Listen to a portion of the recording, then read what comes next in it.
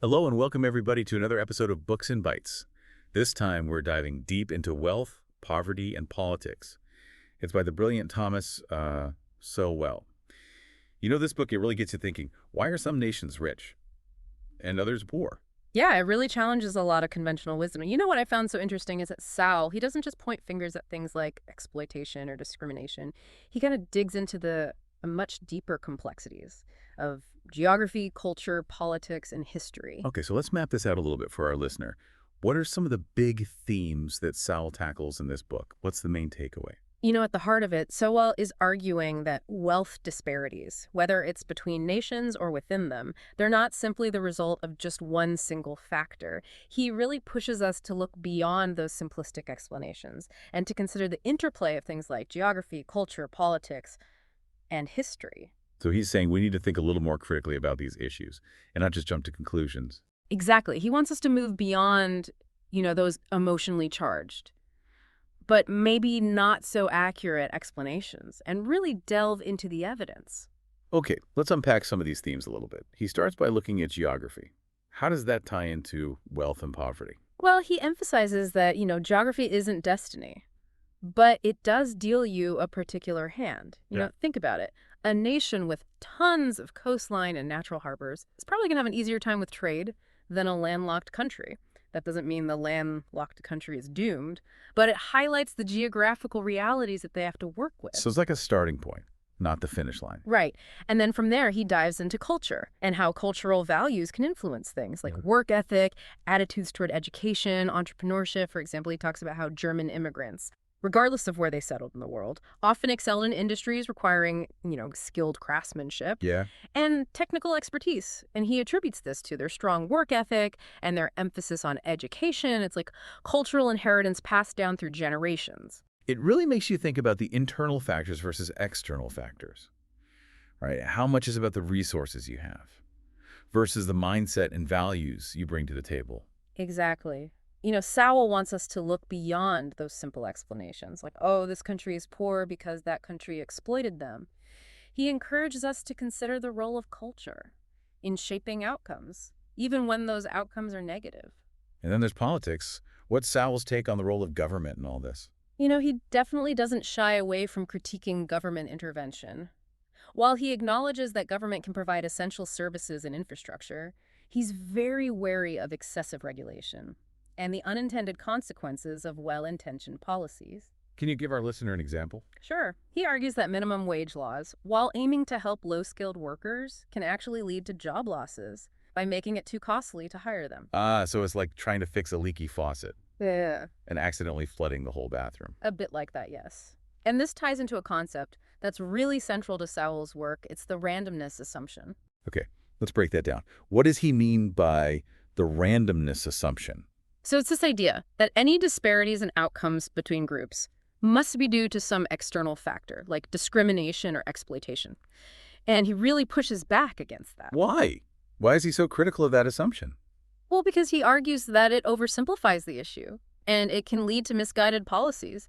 He presents tons of examples where this assumption just doesn't hold up. Like what? Give me a juicy example. Okay, so for example, he discusses the remarkable academic achievements of Asian Americans. They consistently outperform other groups, despite historical instances of discrimination. Sowell argues that their success is largely due to their cultural emphasis on education, hard work, and family, again highlighting the power of what he calls human capital. So he's saying that assuming disparities are always due to discrimination can actually be harmful because it blinds us to other contributing factors, like cultural values. Precisely. It's not about denying the existence of discrimination, but it's about acknowledging that it's not always the sole or even primary explanation for disparities. I could already tell this is going to be one of those deep dives that makes you question a lot of your assumptions. Okay, so we've touched on geography, culture, a bit about politics. What else does Sowell delve into? Well, he also examines empires and colonialism, and it's not the simple good versus bad narrative that you often hear. That's interesting. Tell me more about that. How does he frame this discussion? Well, Sowell acknowledges the undeniable exploitation and brutality that came with colonialism, but he challenges us to look beyond just the negative and consider the complexities of its legacy. For example, he points out how the Roman Empire, while undeniably brutal, facilitated the spread of technologies and ideas across vast territories, which had long-lasting consequences. That's a good point. It's easy to get caught up in the moral outrage and forget about the nuances. Exactly. And another fascinating aspect is his discussion of how those arbitrary borders drawn by empires, particularly in Africa and Asia, often lumped together, diverse and sometimes antagonistic groups. He argues that these artificial constructs, created for the convenience of the conquerors, often left a legacy of instability and conflict. Once those empires dissolved. So he's arguing that colonialism didn't just exploit existing divisions, it actually created new ones that continue to cause problems today. Precisely. You know, one of the things that struck me about Sowell's writing is how he weaves together historical examples, data, and personal stories to build his arguments. He doesn't shy away from presenting uncomfortable truths, but he always does so with a commitment to intellectual honesty and a deep respect for evidence. This is definitely making me think about how often we simplify history to fit neat narratives, Yeah. when the reality is always much more complex. Yes, and that complexity is something that Sowell really wants us to grapple with. He's not offering easy answers, but he is pushing us to think more critically Right. and to challenge our assumptions about the world. And we're just scratching the surface here. I know, right? We still have a lot to unpack, including his analysis of specific groups and their economic journeys, his critique of the welfare state, his fascinating discussion of luck, and so much more. Well, listeners, buckle up. This deep dive is about to get even more interesting. We'll be back soon with part 2 of our exploration of wealth, poverty, and politics. Welcome back to our deep dive into Thomas Sowell's Wealth, Poverty, and Politics. Last time we were talking about Sowell's challenge to what he calls the randomness assumption, this idea that disparities are always due to some external force like discrimination. Right, and that's a theme that he carries throughout the book. It comes up again when he talks about social mobility. How so? I'm curious to hear how he frames that discussion. He makes this distinction between mobility and movement. You see a lot of people talk about social mobility in terms of how many people move up or down the income ladder. Right, like are people staying in the same economic class? Or are they moving around? Exactly. But Sowell argues that true social mobility is about opportunity, the potential for upward movement, not just the actual amount of movement that happens. So it's not enough to just look at the numbers of people who move up or down. You have to consider whether the system even allows for that movement in the first place. Precisely. He uses this great analogy of a car with a powerful engine. Even if the car is parked, it still has the potential for speed. Just because you don't see a lot of people changing economic classes doesn't mean the opportunity isn't there. That's a really helpful image. Yeah. I think a lot of us get caught up in looking at the outcomes without considering the underlying system. And that's what Sowell wants us to do, to think critically about the structures and incentives that shape those outcomes. Okay, so we've talked about geography, culture, politics, and social mobility. What else does Sowell dig into in this book? Huh. He spends a considerable amount of time examining the economic journeys of specific groups: Germans, Lebanese, Jews, the Chinese diaspora, to name a few. It sounds like he's building on his argument about the importance of culture. He is. He shows how these groups, often arriving in new lands with very little material wealth, manage to thrive because of their cultural emphasis on things like education, hard work, and entrepreneurship. Do you have a specific example that comes to mind? Well, he talks about the Lebanese immigrants to Sierra Leone. Often they started with small shops, but over time, many became incredibly successful. It's a pattern we see repeated with other groups like the Chinese in Southeast Asia. It's like that saying, it's not about what you have, it's about what you do with what you have. Exactly. And Sowell argues that these groups succeeded, not because they had special advantages, but because of their cultural values and their willingness to work hard and take risks. It's interesting, though, Yeah. because he also acknowledges the backlash that these groups often faced from the pre-existing populations. He talks about the resentment and even violence that they endured. He does. And this is where his analysis of resentment becomes really powerful. He argues that the success of these groups, often based on their human capital, triggered a backlash from those who felt threatened or left behind, leading to hostility, discrimination, and sometimes even violence. That's a really important point, because it suggests that simply focusing on economic outcomes without addressing the underlying social and psychological dynamics can actually make things worse. You're absolutely right. It's not enough to just redistribute wealth or create opportunities. You also have to address the attitudes and beliefs that can lead to conflict and division. Okay, So we've covered a lot of ground here. Geography, culture, politics, social mobility, the economic journeys of specific groups, and the complexities of resentment. What else is on Sowell's agenda? Well, he also tackles the very sensitive topic of innate potential. This is where Sowell really pushes us to think critically about the interplay of nature and nurture. I'm sure that got some people fired up. What's his argument there? Well, he argues that while the environment plays a significant role, it's not the only factor determining human potential. So he's not saying that everyone is born with the exact same abilities, but he's also not saying that we're all just products of our environment. Precisely. He cautions against both extremes, genetic determinism and environmental determinism. He presents evidence that suggests there are inherent differences in abilities, talents, and even temperaments that can influence outcomes, regardless of social conditions. This is where his analysis of IQ differences gets pretty controversial, right? It does. So Well acknowledges the complexities and limitations of IQ testing, but he argues that dismissing the evidence entirely is intellectually dishonest. He points to studies showing consistent differences in average IQ scores between groups, even when controlling for socioeconomic factors. But he's very careful to emphasize that those are group averages, not individual predictions. Right, absolutely. He cautions against making sweeping generalizations or using IQ as a measure of inherent worth. His point is that these differences exist, and ignoring them won't make them go away. He's also quick to point out that the groups that were once considered intellectually inferior based on these tests, like Jews and Asians, later achieved incredible success in academics, business, and other fields. Right, which further complicates the narrative that IQ tests are just a measure of cultural privilege. Okay, so he's arguing that we need to acknowledge these differences, but not use them to justify discrimination or prejudice. Exactly. It's about recognizing the complexities of human potential and understanding that both nature and nurture play a role in shaping who we are. This is definitely a conversation that could go on for hours, but I think we need to move on to another big topic that Sowell tackles, the role of government, specifically its ability to actually achieve its goals. You're right. He's quite skeptical of government intervention, but it's not a black and white view. So tell me, is he a fan of big government or small government? Well,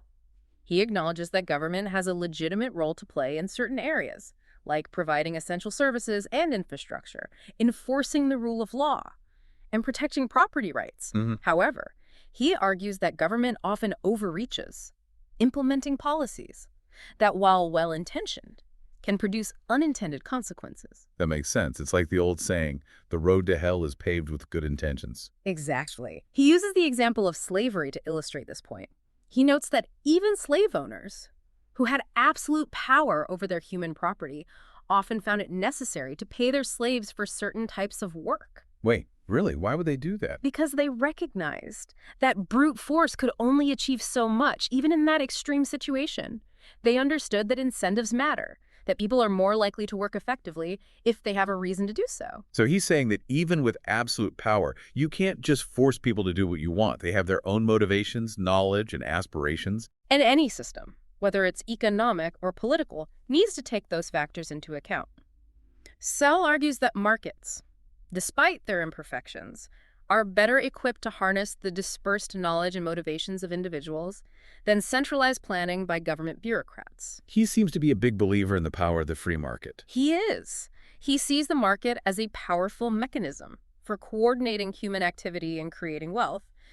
But he's not naive. He understands that markets can be distorted by things like monopolies and externalities, and he believes that government has a role to play in addressing those issues. So he's not a pure libertarian. He sees a role for government, but a limited one. Exactly, and he's very wary of government programs that create dependency and undermine personal responsibility. He believes that a strong social safety net is important, but he also thinks it's crucial to design those programs in a way that encourages work and self-sufficiency. So he's not just saying get rid of all government programs. He's advocating for a more nuanced and thoughtful approach. Precisely. He wants us to think critically about the incentives created by government policies and to consider both the intended and unintended consequences. Okay, we've covered a lot of ground in this part. From social mobility and innate potential to the role of government and the power of the market. But there's still so much more to explore in wealth, poverty, and politics. You're right. We still need to dive into his critique of the welfare state, his analysis of luck, and his vision for a more just and prosperous society.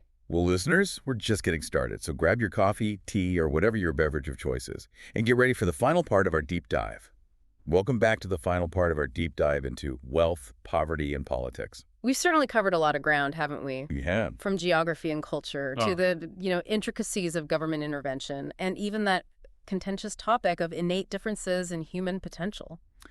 Yeah, we've explored Sowell's critique of the randomness assumption and how he thinks that oversimplifies complex issues. Right, and we've delved into his views on the role of government, markets, and the importance of individual responsibility. But now I want to ask you, so what? What does all of this mean for us, for our listener in the 21st century? How do Sowell's ideas apply to the challenges we face today? One of the things that makes Sowell's work so relevant is that he constantly reminds us of the importance of intellectual humility.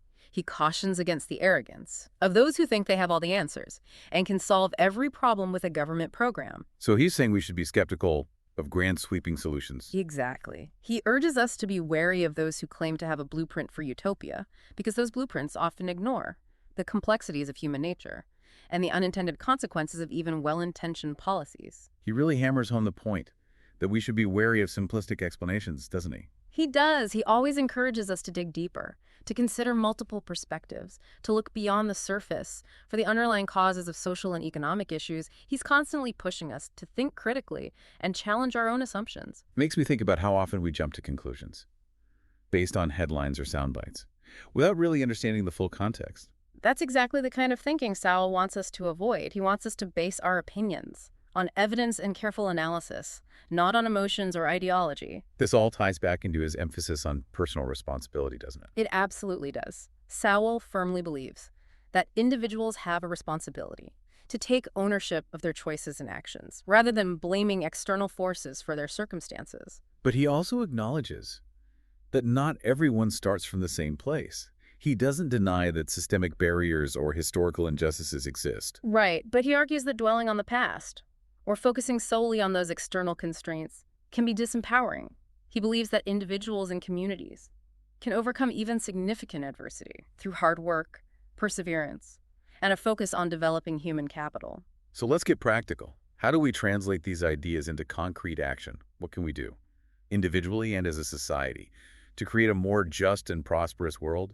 Well, Sowell's a strong advocate for education. He sees it as the foundation for developing human capital and achieving upward mobility. And he's a big proponent of school choice. Right? He is. He believes that empowering parents to choose the best educational options for their children, whether that's through charter schools, vouchers, or other mechanisms, can help break the cycle of poverty. Yeah. And create a more equitable education system. What about the role of cultural values? He talks a lot about how cultural differences can impact economic outcomes. He does. He argues that cultures that value things like hard work, education, delayed gratification, personal responsibility tend to be more successful. He's not saying that we should impose those values on others, but he does encourage us to promote them within our own families and communities. So education, personal responsibility, Yeah. and a focus on cultivating positive cultural values are all crucial. What about the role of government? Does Sowell see any role for government in addressing social and economic challenges? He does. Yeah. But it's a limited one. He believes that government should focus on providing essential public goods, like infrastructure, law enforcement, a stable monetary system. He also sees a role for government in protecting property rights and enforcing contracts, which are essential for a healthy market economy. But he's very skeptical of government overreach, right? Very much so. He believes that excessive regulation, bureaucratic red tape, sprawling social programs can stifle innovation, discourage entrepreneurship, and trap people in a cycle of dependency. He argues that government intervention should be a last resort, not a first impulse. This deep dive has been incredibly thought-provoking. Sowell really forces you to re-examine your assumptions about the world. I agree. One of the most powerful messages I take away from wealth, poverty, and politics is that there are no quick fixes to complex social problems. And that we should be wary of anyone who claims to have all the answers. Exactly. But it's not a pessimistic book. Sowell also offers a message of hope. He reminds us that individuals and communities do have the power to shape their own destiny, even in the face of adversity. So to our listeners, if you're ready to have your assumptions challenged and to gain a deeper understanding of the forces that shape our world, I highly recommend picking up a copy of Wealth, Poverty, and Politics by Thomas Sowell. It's a book that will make you think differently, spark conversations, and maybe even inspire you to action. And that's what the deep dive is all about. Thanks for joining us on this intellectual journey. And until next time, keep those brains buzzing.